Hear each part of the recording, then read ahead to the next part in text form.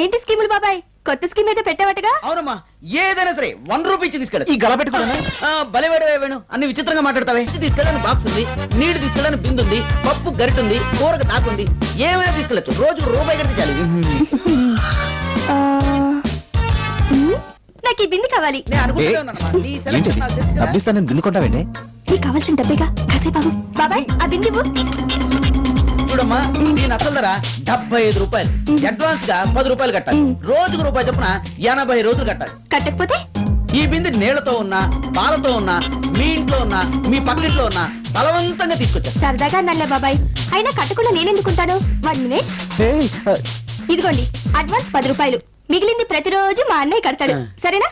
తీసుకెళ్ళమ్మా. పదన్నయ్య వెళ్దాం. రండమ్మా రండి. ఇదేమిటి ఎప్పుడు లేని వేళ నా షాప్కి వచ్చారు? ముందు కూర్చోండి కూర్చోండి.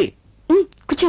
ఇంతకీ మ్యాటర్ ఏమిటో చెప్పండి అమ్మా. నీ దగ్గర సెకండ్ హ్యాండ్ బిందులు ఉంటాయి కదా, ఉన్నాయి. వాటి రేట్ ఎంతో కనుక్కుందామని. ఆ.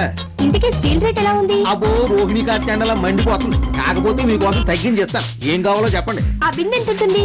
100 రూపాయలు ఉంటుంది. మీకోసం తగ్గించి 80 రూపాయలు ఇస్తాను. అయితే ఈ బిందె తీసుకొని 80 రూపాయలు ఇచ్చేయండి. ఇంతకీ మీరు వచ్చింది అమ్మడానికా? అవును. మేము అమ్మడానికైతేనే అంత రేటు చెప్తాం, కొనడానికైతే ఆ రేట్ ఇవ్వం. అయితే ఎంత ఇస్తావు? 40 రూపాయలు ఇస్తాను. ఏంటయ్యా ఇది? ఒకే వీధిలో ఉంటున్నాం, సేమ్ స్ట్రీట్ అని ఫీలింగ్ లేకపోతే ఎలా? ఇంకో మాట చెప్పు. ఆఖరి మాట 50 రూపాయలు ఇస్తాను, ఇచ్చేయి.